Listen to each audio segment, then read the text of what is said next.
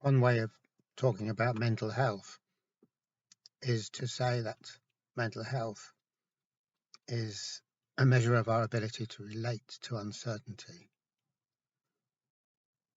Now, this is a kind of a handy way of talking about mental health, even though it may not seem particularly handy or even meaningful to start off with. So the first thing we could ask ourselves is, what happens when we're not particularly good at relating to uncertainty? What happens when we aren't at all happy relating to uncertainty? Or when relating to uncertainty actually is distressing or freaks us out? So when we're not good at relating to uncertainty, then what happens is, of course, we react and we try to replace the uncertainty with something that is certain.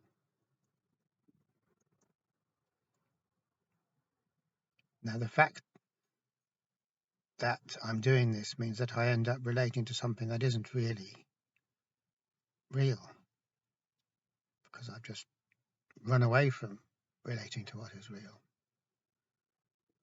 And once we contemplate this for a while, probably it becomes clear that this is a well-known, a very well-known kind of a thing.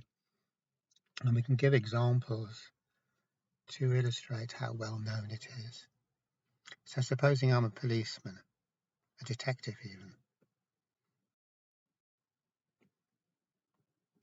and I am attempting to solve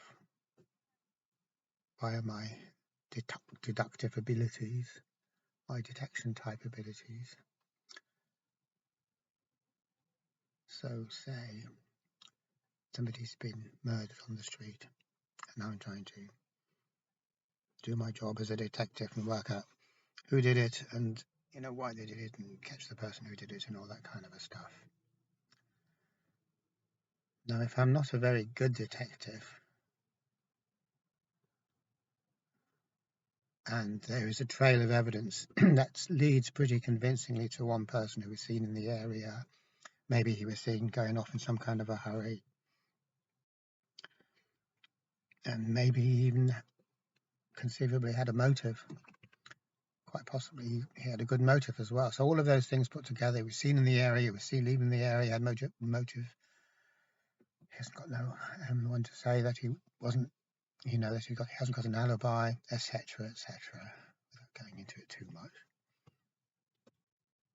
Then if I was a crappy detective, I'd just collar him, I'd nail him, and in my own head it'd be like, yep, this is him. Bring him back to the station, fingerprint him, etc., and bang, Bob's your uncle, got him. The perpetrator has been apprehended. End of matter. So the uncertainty of not knowing who did it has been solved, and it's like there's this feeling of gratification that comes when we do solve it. Now, supposing that I was a really good detective, like one of the great detectives in all the detective stories, I'm not just like some bog standard detective just doing his job. I've got it up here, the old grey matter, as Poirot says. It's about the old grey matter. So in that case, well, I'm looking at this and I think, well, it certainly looks like everything's pointing in the direction of your man, but I'm not happy with that, because whenever anything points to anything so obviously, if one reflects on it, it's like, yeah, it looks like it. But the mere fact that it looks like it puts us off, because we think, oh, there must be someone else to it. The obvious must conceal the not so obvious. So I go sniffing around, asking questions, like Columbo in the old series Columbo, kind of bumbling around, looking like a bit of an Egypt maybe. And then I see that beneath that very obvious trail of all the evidence that has been put there for me to find, there's something else. So that's because I'm not afraid of uncertainty. I can tolerate uncertainty. Uncertainty is actually my milieu. It's my element, like a fish in water. I love that uncertainty. It's because I'm a proper detective. I'm not someone who just wants to close the case as quick as possible. So if I am a proper detective like that, because I'm not afraid of uncertainty, I'm going to penetrate deeper into the truth. Because I'm actually interested in the truth. I'm not interested in putting an end to the discomfort that comes with not knowing, which is a different type of interest. So if I'm a good detective, I penetrate deeper into the truth. And who knows how deep I will penetrate, and who knows what I'll find. Who knows? But it doesn't matter what I find for the point of this, for the point of view of this example, because I don't get stopped straight away with apparent certainty. The journey continues. So this illustrates that there are two very different motivations. Motivation A is pain avoidance, a reflex, mechanical reflex motivation. I do whatever it takes to put an end to the pain of having to relate to uncertainty. And at the end of the day, if my conclusions are totally false, I don't really care. I don't admit that, even to myself, but the truth is I don't really care, because my allegiance is towards eradicating uncertainty, or to avoiding the pain of uncertainty. My allegiance is not to the truth. So I'm interested in bringing an end to this, as I've just said, blah, blah, blah. The other thing is that I want to find out the truth no matter what. I'm not interested in reducing my own discomfort, which is a very short-sighted interest. It's not really an interest at all, is it? It's, if there's an itch and you scratch it, it's a mechanical response. I'm not really functioning in a conscious way at all. So the other interest is an interest in the truth. That's an open-ended interest. I don't know what I'm interested in, because I don't know what the truth is, but whatever it is, whatever the cost, whatever the price, I'm interested in it. I'm orientated towards the truth. So this might, seem to be kind of just a bit of waffle, goes all over the place. But this is the most fundamental psychological insight we can have, really. All human beings, they've got this little compass, inner compass. And that inner compass is pointing one way or the other. It's got to be. I can't be interested in the truth at any cost, and interested in comfort, or interested in exiting pain, finding an end to pain. I can't be interested in the two at the same time. That just is not possible. I've got to go one way or another.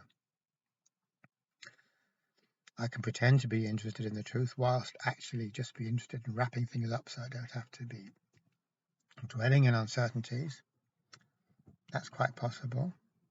Or I can be interested in wrapping things up and exiting uncertainties and be perfectly honest about it and say, no, I don't give a damn, I just want to, exit the uncertainty. But I can't be interested in the truth and be motivated by the desire to escape pain at the same time. So I know I just said that about 3 times, but it's important. It's one or the other, one or the other. And that means that whoever we meet, like if you're a counsellor or a therapist, everyone you meet, they're either one way or the other. This isn't to say that the needle can't flicker from one to the other, because I suppose it can.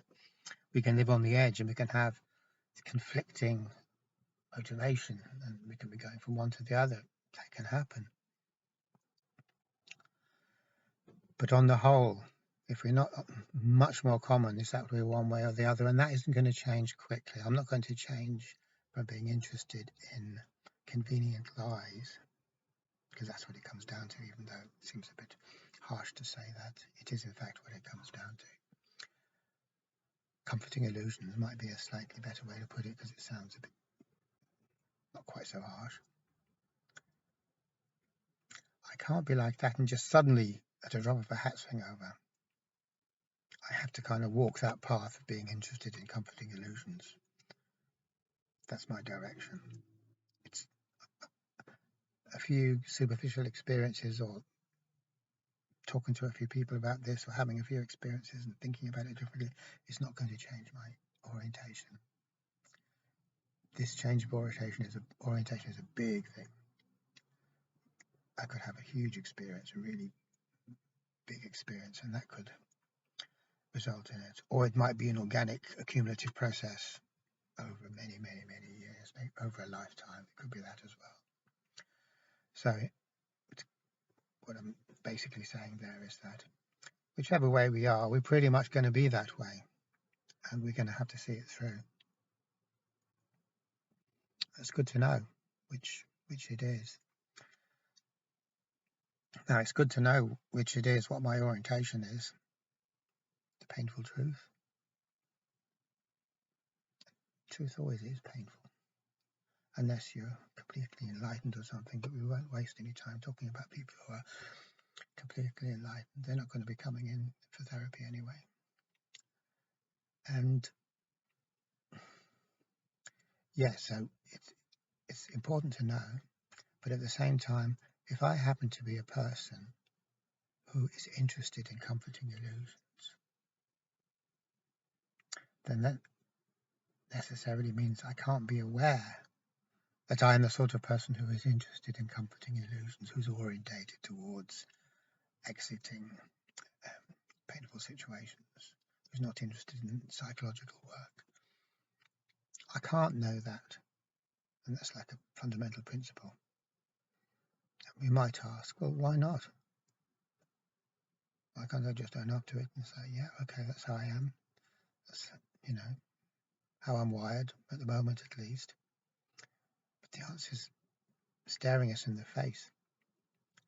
If I knew that I was the sort of person who's orientated 100% towards finding comforting illusions, then that is a very non-comforting thing.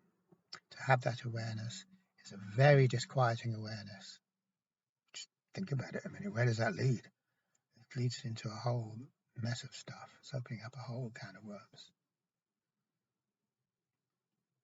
So if I am the sort of person who's orientated towards finding comforting illusions, then rather than be directly aware of this, which is non-comforting, number one. Number two, it's not an illusion, it's a non-comforting, non-illusion. But we've just said that I'm orientated towards finding comforting illusions. So of course I'm not going to be interested in any way in seeing the truth about myself. So when I am orientated in this way towards self-deception, I'll never know it. If I'm orientated towards self-deception, how can I know that I'm orientated to self-deception? I won't, because I'll be deceiving myself about it. So that's a tricky thing. So that means we will not know if we're orientated that way. We will not know.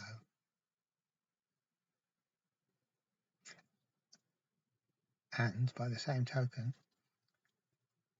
if some major upsets and upheavals bring me to the point where I do know it, then at that precise point where I do know it, I am no longer orientated towards comforting self-deceptions. So the very fact of knowing that I am, or seeing more likely, it's not an intellectual thing, of seeing that I am orientated in that way, means that I'm not orientated in that way.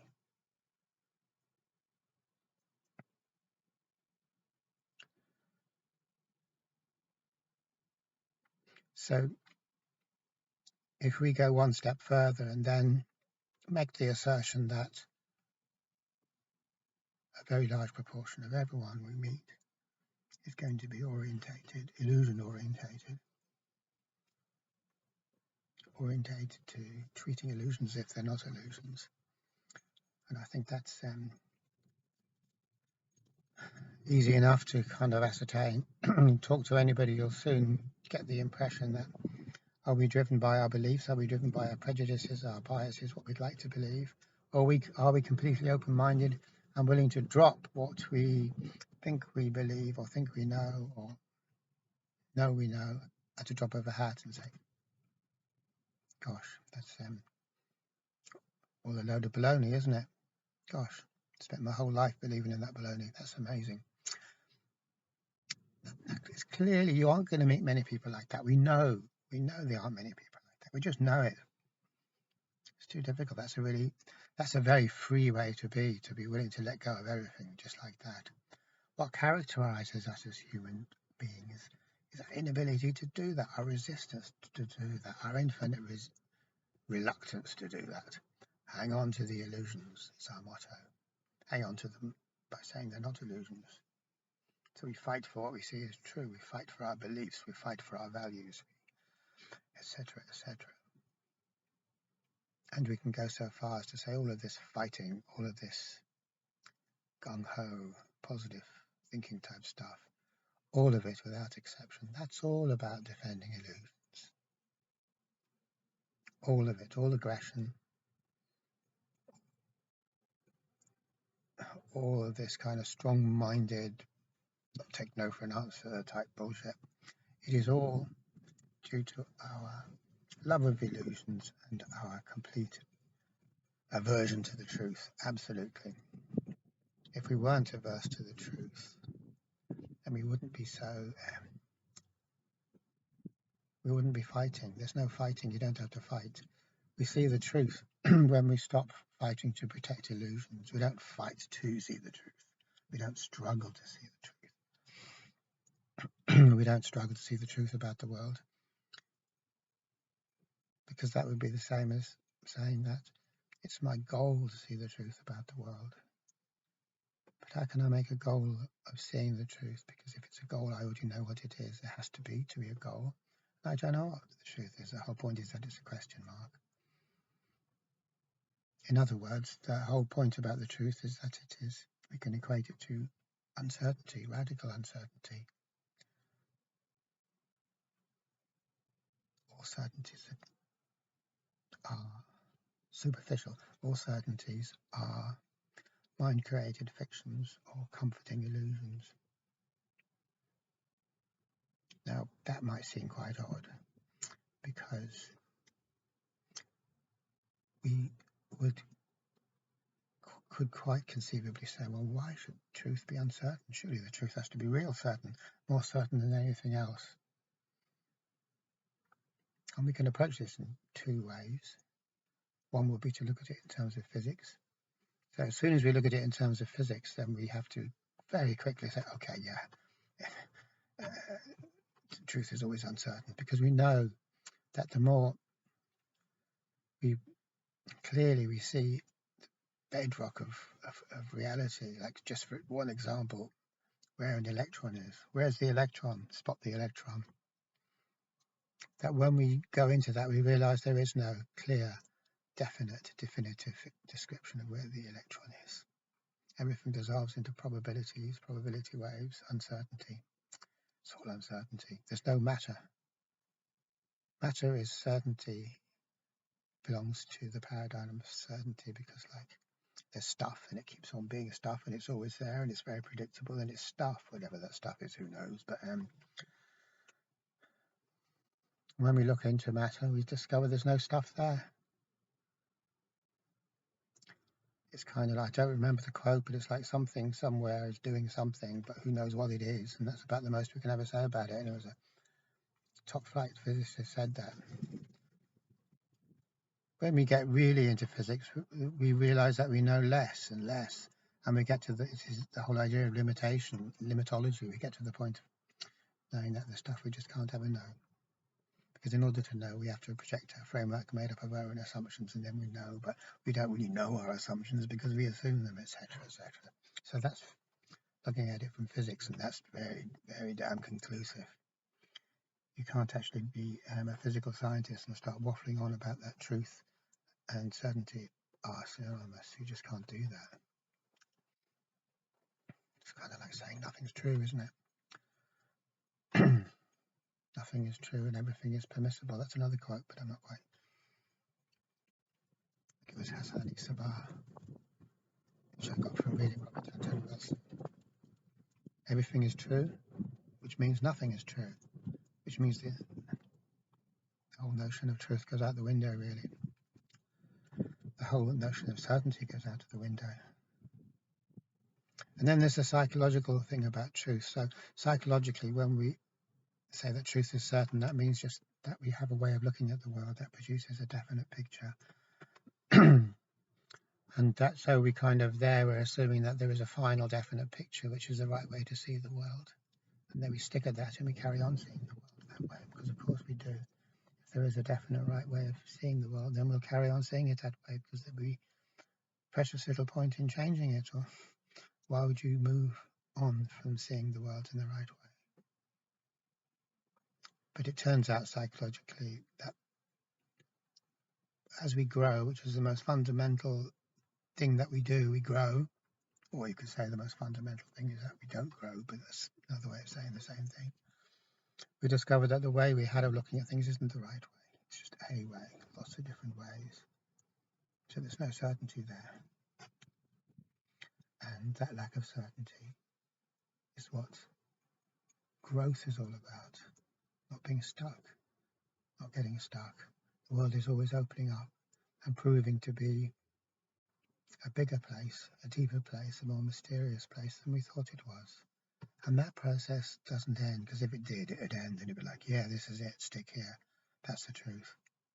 And that's what we'd like it to be, because we can handle that. We can adapt to that final truth, adapt to it, and we don't have to kind of scratch our heads anymore. We'll just get on with it. Get on with what? We'll get on with it. So here again, taking the psychological perspective, we can see that uncertainty and truth. It's the same thing. Uncertainty means we keep on having to let go of our ideas. We keep on having to let go of our ideas of ourselves as well, because that's just an idea. So we're talking about a journey. And we always come back to this kind of thing, talking about a journey to an unknown destination from an unknown origin, where the only constant is change. It's a bit of a cliche, but still, the only constant is change. And it's not really a constant, because it can't be a constant, because change can't be a constant, but never mind. So it brings us back to this point again. And so what we've done is we've kind of defined health, mental health, in terms of not being afraid to engage with this process of reality constantly showing itself to be more expansive, bigger, a more mysterious place than we thought it was. And it's fascinating to see how individually and culturally as a whole, how extraordinarily averse we are to that. And it is extraordinary, because when we express it like that, that sounds great.